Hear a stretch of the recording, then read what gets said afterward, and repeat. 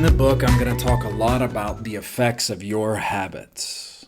You see, we like to talk about the effects of our habits. That's why we're changing habits to begin with in most cases, is because something's gone wrong or we're recognizing a problematic area, something we need to refine. And so we attempt to change a habit. The effects of our habits I would describe as this, that they're others-oriented, they're God-oriented, and they're me-oriented. You see, our natural tendency is to start with, well, what are the effects of me? Like, how will my habits affect me? And I would say, hey, that's not the most biblical priority. That's not the largest or the highest biblical priority. At first, I need to think, how do my habits glorify God? How am I defaulting in a second nature, frequent practice to where it almost seems like it's on autopilot to glorify God? Can you imagine this with me? 2007, I was in a bad car accident. Driving through a lane, never saw the car. They pulled immediately out in front of me, and I smacked right into them. Airbags popped, the white cloud, the pressure. You wonder what just happened. Can you imagine that after that accident happens, I began to think, what's going on? What happened? Where am I? Am I okay? Am I safe? Are my passengers okay and safe? Can you imagine how nice it would be if I, in a second, went immediately to God's in control, God's sovereign over this accident, that I have the habit of meditating on truth, and that now in the middle of this accident, what's happened is I just think about truth. I just think, well, God's sovereign, He's in control. This accident did not slip through His fingers into my life. What I would say is that you can, as an effect of your habits, glorify God. You can glorify God, Him, in almost a second nature capacity. That when you have that car accident type moment, you can default to thinking biblical truth and renewing your mind in the truth. That's this outward manifestation, this outward habit of glorifying God. But yet your habits also affect others. And I would give you at least two ways that your habits affect others. The first would be that you can encourage another person to be more like Jesus. That your habits help facilitate them walking down the path of their sanctification. That's something like you're a great listener and you ask great questions, and your questions help draw a person out and lead them to be more self-reflective in an accurate and biblical way, and then lead to biblical action. That's great. That's great. We want to promote sanctification. We want to promote people becoming more like Jesus based off of our habits.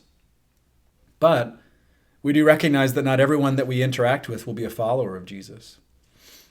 One of the things that I teach on in the book is that we still want to promote flourishing. That I want my habits to help build human flourishing.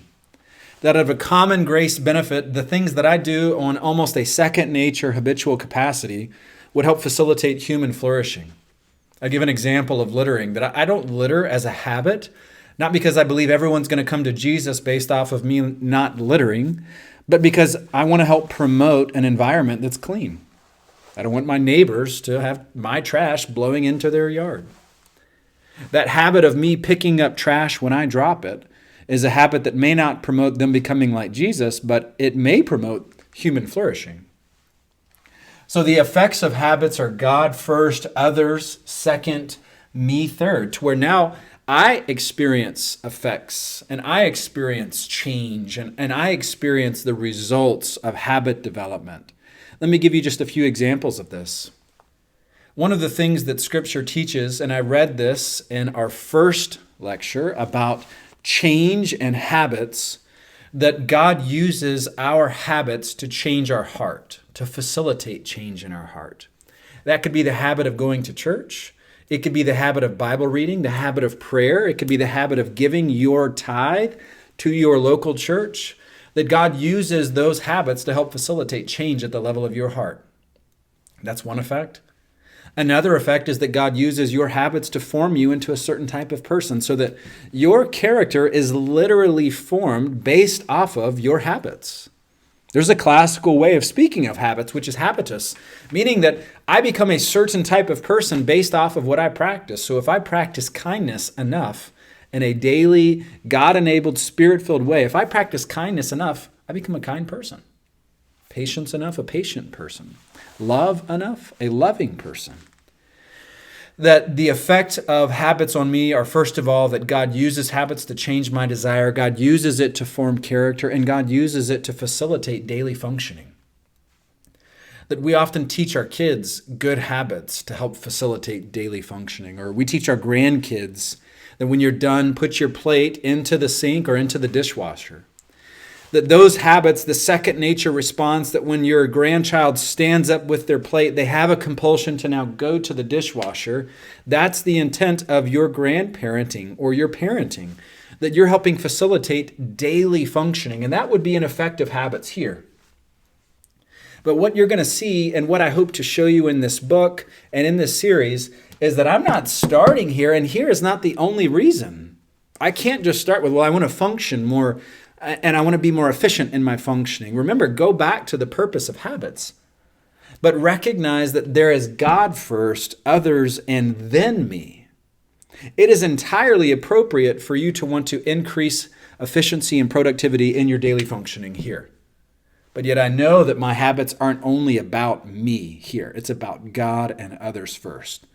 So when I study the effects of habits, I must study them in a biblically balanced way. What does the Bible say about the effects of my habits? And how can I pursue my habits in a way that shows that I want God to be glorified, others to receive good based off of what I habitually do, and then for myself to grow, to be blessed, to change, to become more productive, efficient, successful, whatever my tertiary goals would be.